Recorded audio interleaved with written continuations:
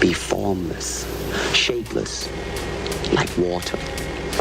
Now, you put water into a cup, it becomes the cup. Now, water can flow, or it can crash. Be water, my friend.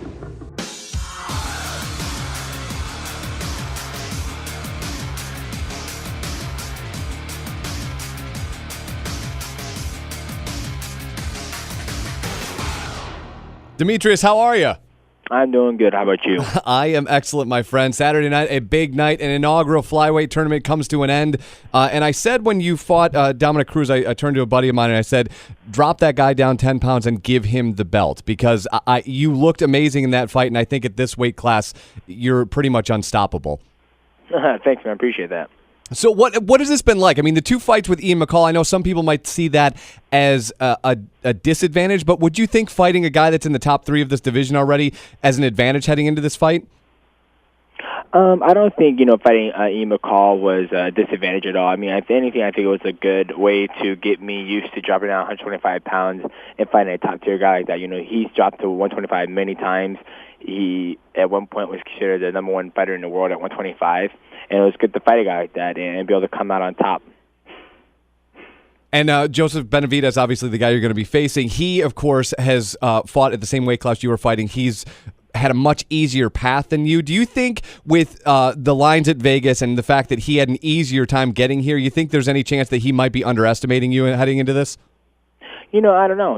I think Joseph, he doesn't underestimate any of his opponents, but as the road to get here, his road was a lot easier just because not to take away from Yashiro Yutani, but I don't think he was ready for a guy like Joseph. I mean, Joseph brings a new set of skills to the table than Yashiro Yutani is used to. And with me fighting Ian McCall, Ian McCall's a tough dude. He's got a hard head, and he's got great skills. He does, in fact. Were you as cool with Ian as you are with Joseph? Because I know you guys are pretty friendly heading into this fight. Yeah, I had no problems with Ian McCall. We went to one of the basketball Miami Heat houses, do a little photo shoot, and nothing bad. I have nothing against none of my opponents. It's a business, and we're all trying to make a living. And I'm not the type of guy who talks a lot of trash or whatever. I think Ian talked a little trash. He's gonna hurt me or whatever, but I'm just like, whatever, dude. You're like, whatever, I'm getting back to playing Xbox. And talking about Xbox, can I get an Xbox mouthpiece? Because that thing looks cool as hell. Where does one get one of those? I got the Xbox mouthpiece through Jaws, Jaws.com. They make Alistair Overeem's mouthpiece, and it's one of the best mouthpieces I use. I only use it. When I first fought in Australia, I had like a mouthpiece made or whatever, a Mighty Mouse one, and then I bit through my lip. And that's why I had stitches on my bottom lip. But then I thought, and I was like, screw this. And then Jaws, they made me a UFC mouthpiece that I used, during training. So I started using that when they saw that I used it when I fought Ian McCall the second time. And they're like, hey, you used it. Can we send you another one? I was like, absolutely. So they sent me one, and now I got the Xbox one, and I'm hella pumped to use it on Saturday night. Now, Demetrious, that's a weird question that I don't know that's ever come up in the fighters that we've talked to. Is it hard to find a good mouthpiece? Is that something that takes a while to kind of figure out? I think it's hard to find a mouthpiece because everybody's mouth is different and everybody feels comfortable. And depending on your mouthpiece, it helps you the way you breathe. Or some people like double mouthpiece, some people like no mouthpiece. I've met people. Everybody's different. I know Eddie Wineland. He doesn't like his hands being taped. Like he doesn't like his hands being wrapped. I need my hands to be wrapped. So everybody's different. It's crazy. Demetrious Johnson going to be fighting UFC 152 this weekend. A coming out party for the flyweight division. What a amazing fight this is going to be to head into the John Jones fight. I mean, how pumped are you guys? Because I think not only on paper but in real life that this is going to be the fight of the night, and it's going to be hard for Jones to kind of live up to what you two are going to bring to the party. Yeah, man. I mean, me and Joseph, we're great fighters, we're great competitors, and we like to compete, and we also love to put on a good show. And I mean, yeah, man. I mean, I'm ready to go. I'm ready to bring it. When I'm getting ready, I'm training here. Cutting the weight. I tell my coach, man, I was like, okay, we need to back off because I don't want to dip into the next tank. Because if I dip in the next tank, I don't want to stop. So, well, and this is a new weight class, and I know a lot of the mainstream fans may not be as familiar with you guys as they should be if they didn't follow through WEC. But what they're going to see on Saturday night is the absolute definition of mixed martial arts. The transitions that you guys do, both as fighters and certainly at that weight class, is bar none. There is no other weight class in the UFC, save for 135, that those transitions are as smooth and as fluid as what you guys do at 125. Yeah, it's not. I mean, it's not as fluid. You know, when we're at 125, we're super fluid, and you know, the guys at 135 are also fluid, but not as fluid as us.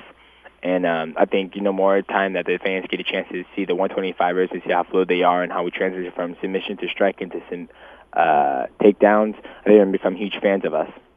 And how, Demetrious, do you see a point when, you know, it's been that sports analogy that the heavyweights are what we put on Fox TV. Do you see a point when you guys are going to be those superstars that people want to see more so than the heavyweights?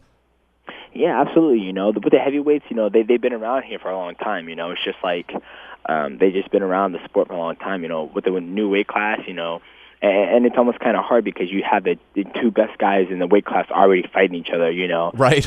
Like it's kind of hard to, you know, not sell that, but it is. It's like, okay, well, this is the two best.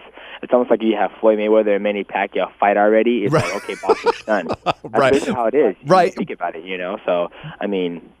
Yeah, but Demetrious, there are some built-in storylines to help you guys out in that regard. I mean, you guys have an awesome battle, which I'm sure you will.